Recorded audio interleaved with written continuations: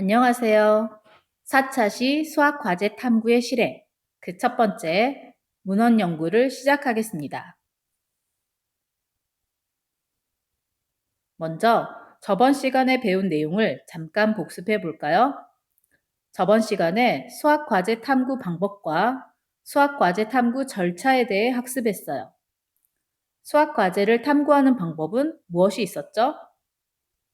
네, 문헌 연구, 사례조사, 수학실험, 개발 연구가 있었어요. 수학 과제를 탐구하는 절차는 어떻게 되죠? 먼저 주제를 선정하고 선행 연구를 검토하고 탐구 방법, 탐구 계획을 수립해 실제로 탐구를 진행하고 그 결과들을 정리하고 발표 후 평가하는 일련의 과정을 거치게 되죠.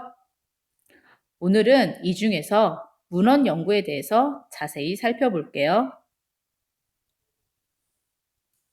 오늘의 학습 목표는 문헌 연구의 실행 및 평가의 과정을 이해할 수 있다입니다. 첫 번째로 문헌 연구의 뜻을 알아볼게요. 여러분, 문헌이란 말을 들어봤나요? 문헌이 무엇인지 아나요? 문헌은 과거나 현재에 기술된 논문, 책, 문서, 저널, 학술지 등을 말해요. 따라서 문헌 연구 방법은 탐구 문제를 해결하기 위해 기존의 문헌 자료들을 검토하는 탐구법이에요. 다음으로 문헌 연구의 일반적인 절차를 알아볼게요. 탐구 주제의 주요 단어를 열거해보고 중심 단어와 관련된 개념들을 검색해요. 검색한 자료들을 정리하여 합의점을 도출하면 됩니다. 자료를 정리할 때는 연구 논문, 연구 보고서, 서적, 영상 자료를 참고하고요. 그 자료들의 열람 정보 정리, 조직화, 참고 문헌들을 표기해 놓으면 좋겠죠? 문헌 연구를 할 때 가장 고민이 되는 게 탐구 주제의 선정일 거예요. 무엇으로 할까? 이게 가장 핵심이겠죠? 주제는 어렵게 생각할 필요가 없어요. 수업 시간에 배운 내용 중에서 더 궁금했던 거, 책을 읽다가 수학과 연관된 내용 중 호기심이 생겼던 거, TV나 기사들을 보면서 궁금한 것들을 주제로 선정하면 돼요. 그럼 문헌 연구에 적합한 주제들을 한번 살펴볼까요? 문헌 연구에 적합한 주제는 크게 세 가지 부류가 있어요. 여러분, 어려운 개념이나 원리를 배우면 이런 생각이 들죠? 도대체 이거는 누가 만들었을까? 누가 만들어서 우리를 이렇게 괴롭힐까? 이런 생각 한 번쯤 해봤죠? 이건 수학 개념의 역사적 발달 과정에 대한 궁금증이에요. 또 여러분, 수열과 함수를 혹시 배웠나요? 수열과 함수를 배우면서 좀 비슷하다 이런 느낌 없었나요? 왠지 x를 n으로만 바꾸는 느낌. 자, 수열과 함수는 어떤 관계가 있을까? 이런 생각은 개념 간의 관계에 대한 호기심이고요. 여러분이 수학을 배우면서 가장 많이 하는 질문이 뭘까요? 그쵸? 수학을 배워서 어디 했어요? 어디 했을까요? 이런 질문 많이 하죠? 선생님도 이런 질문 해봤어요. 수학의 활용에 대한 궁금증에 관한 궁금증이죠. 자, 이런 궁금증을 주제로 잡고 책이나 인터넷 검색, 학회지 등에서 검색을 해보시는 거예요. 그럼 구체적인 예시를 한번 살펴볼까요?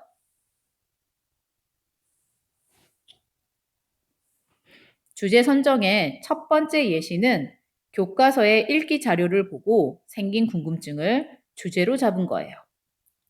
여러분, 1학년 때 수학 과목을 배우면서 대칭 이동을 배웠죠? 어떤 것을 배웠죠?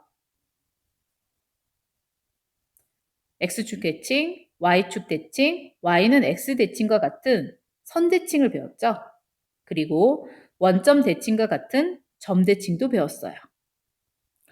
점대칭도 있고 선대칭도 있다면 점, 선, 그리고 뭐죠? 그쵸? 면이 생각이 나죠? 그러면 면대칭도 있지 않을까라는 생각을 자연스럽게 할 수 있겠죠? 또는 우리 주변에서 대칭적인 사물이나 현상들을 쉽게 볼 수 있어요. 대칭은 아름다움뿐만 아니라 안정감을 주거든요. 그래서 탐구 주제를 대칭성에 대한 수학 탐구라고 잡고 수업 시간에 배운 대칭 이외에 다른 대칭은 없을까? 그러한 대칭을 수학적으로 어떻게 나타내고 설명할 수 있을까? 이렇게 문제를 설정할 수 있겠죠? 주제 선정에 대한 예시를 하나 더 살펴볼게요. 여러분, 수학을 배우면서 복소수라는 개념을 배웠어요. 복소수는 좌표 평면에 나타낼 수 없다고 배웠을 거예요. 그럼 정말로 나타낼 방법은 없는지, 복소수를 시각화할 수는 없을까? 이런 생각을 할 수 있겠죠? 그래서 탐구 주제를 복소수의 시각화라고 잡고 복소수의 시각적 표현은 어떻게 발전되었는가라고 문제를 설정할 수 있겠죠? 실제로 역사적으로 복소수라는 이름이 생긴 지는 꽤 오래되었지만 이 복소수가 시각적으로 표현되는 데까지는 또 오래오래 시간이 걸렸답니다. 다음으로 선행연구 검토하기에 대해 알아볼게요. 선행연구 검토 절차는 먼저 중심 단어를 열거하면서 시작해요. 중심 단어를 검색하여 내용을 살펴본 후 연관된 단어를 재검색하면서 탐색해요. 이 과정에서 핵심 단어를 추출하고 도서, 논문, 인터넷 검색 등을 활용하면 돼요. 자, 구체적인 예를 한번 살펴볼까요? 앞에서 주제를 선정할 때 복소수의 시각화에 대한 것이 있었어요. 이 주제로 선행 연구를 검토하기 위해서는 여러분이 복소수, 복소수의 역사, 복소수의 시각화를 넣어서 검색을 해보세요. 그럼 복소 평면이라든가 복소수의 극형식이라는 연관된 단어들이 나올 거예요. 이 핵심 단어들을 찾아서 다시 검색을 해보세요. 그리고 찾은 내용은 정리해 보세요. 핵심 단어를 추출하여 정리할 때는 교양 도서를 검색하거나 학술지 논문을 검색하거나 저널을 검색해 보시면 돼요. 그런데 여기서 잠깐, 도서는 쉽게 검색할 수 있죠. 그런데 학술지 논문 탐색은 어떻게 하는지 아나요? 인터넷 검색창에 학술 연구 정보 서비스라고 검색해 보세요. 그럼 논문을 쉽게 검색할 수 있어요. 하지만 모든 논문을 다 읽어보고 필요한 자료를 찾기는 쉽지 않아요. 그럴 때는 목차나 초록을 먼저 살펴보세요. 주제어를 살펴보셔도 좋고요. 그럼 실제로 한번 해볼까요?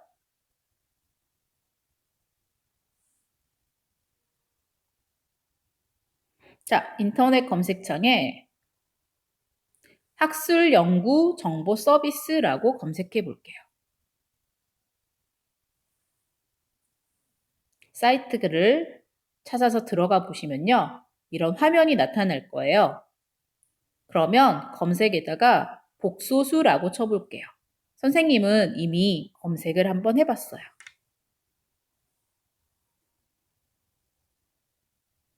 그러면 복소수에 대한 학위 논문이라든가 학술지라든가 단행본 이런 것들이 검색되어서 나와요.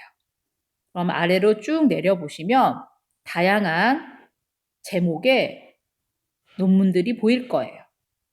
이 중에서 마음에 드는 거를 한번 클릭을 해보세요.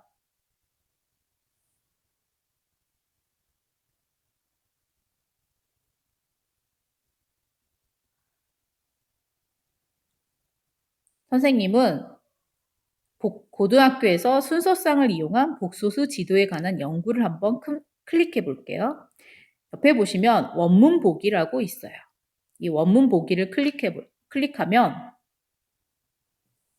이런 내용들이 떠요. 원문 보기를 다시 클릭하면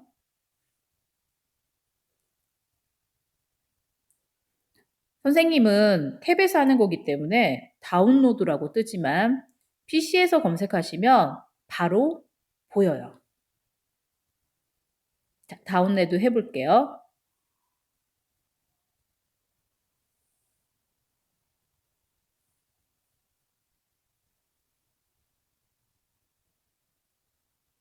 자, 이렇게 논문이 바로 검색되는 걸 볼 수 있고요.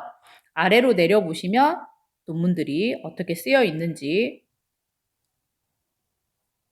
알 수 있어요. 자, 여기 차례를 보시면 허수의 발견, 복소수의 표현, 본론에 보시면 복소수의 정의, 상등 이런 내용들이 나와 있어요. 여기 보니까 4번에 보시면 복소수 연산에 대한 기하학적인 표현 이런 것도 있네요. 이런 식으로 해서 해당하는 내가 검색하고 싶은 찾고 싶었던 내용이 있는지 확인해 보시고요. 그거를 찾아서 읽고 정리하시면 좋겠어요.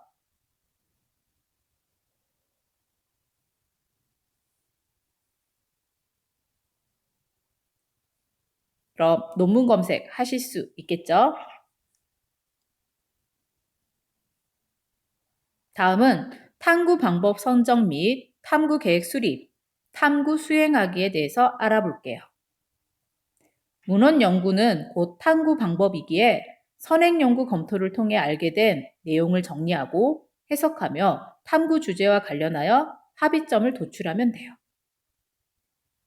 자료 선별 및 정보 정리에서 참고 문헌 작성 양식에 맞춘 자료명, 각 자료의 특징과 선택 이유, 집중 탐구 내용 및 각 자료를 통해 알게 된 점을 서술하시면 돼요.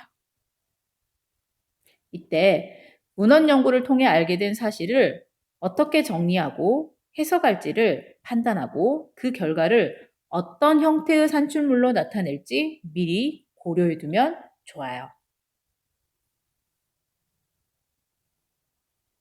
다음은 탐구 결과를 정리하고 발표하기에 대해서 알아볼게요. 탐구 문제에 대한 결론을 내리고 일련의 과정을 정리하고 발표를 준비하시면 돼요. 산출물의 형식은 매우 다양한데 여러분이 가장 흔하게 보는 프리젠테이션부터 포스터 만들기, 수학신문, 수학만화, UCC 제작, 페임랩, 수학 연극 대본, 인터뷰 방식, 마인드맵 등이 있어요. 혹시 여기서 못 들어본 게 있나요? 잘 모르는 내용이 있을까요? 페임랩이 모른다고요? 페임랩은 수학이나 과학이나 공학에 대한 어떤 특정한 주제를 가지고 3분 동안 강연을 하는 거예요. 3분이라는 시간이 길다면 길고 짧다면 짧아요. 하지만 어찌 보면 시나리오를 쓰고 이렇게 강연을 하는 거기 때문에 3분 정도면 뭐 할 수 있겠다 이런 생각 드시죠?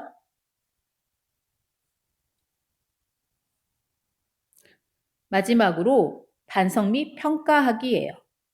각 단계별로 검토할 내용을 나열해 놓았어요. 한 번씩 읽어볼까요?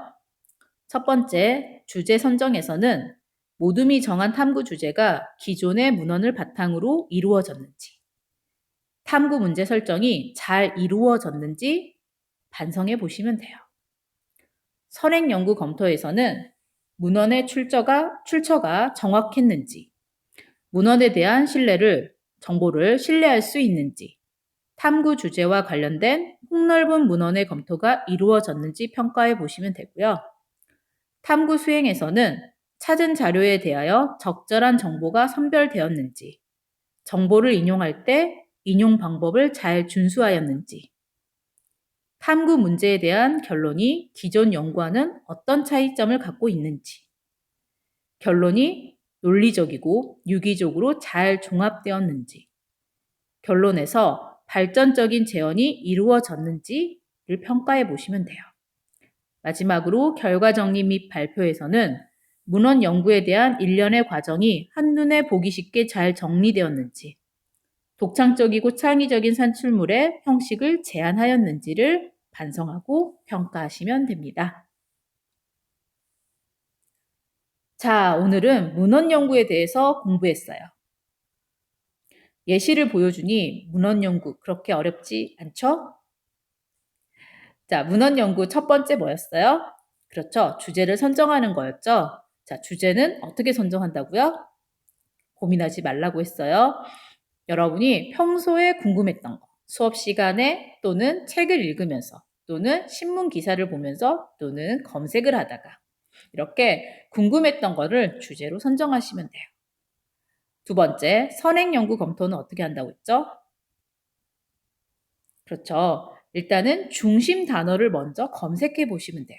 그러면 연관된 검색어들을 찾아보시면 되고요. 그리고 그 과정에서 핵심 단어를 추출해 보시면 돼요. 그럴 때 도서라든가 논문, 인터넷 검색을 활용하면 좋겠죠? 세 번째, 탐구 방법 선정 및 탐구 계획 수립 및 탐구에서는 사실 문헌 연구는 곧 탐구 방법이기도 해요. 그렇기 때문에 여기 탐 앞에서 검색했던 내용들을 잘 정리하시면 돼요. 그래서 탐구 결과 및 정리 및 발표에서는 주어진 중심 단어로 검색해가지고 나온 결과들을 잘 정리해서 어떠한 산출물로 발표를 할 것인가를 결정하시면 되겠죠? 마지막으로 반성 및 평가를 해보시면 돼요.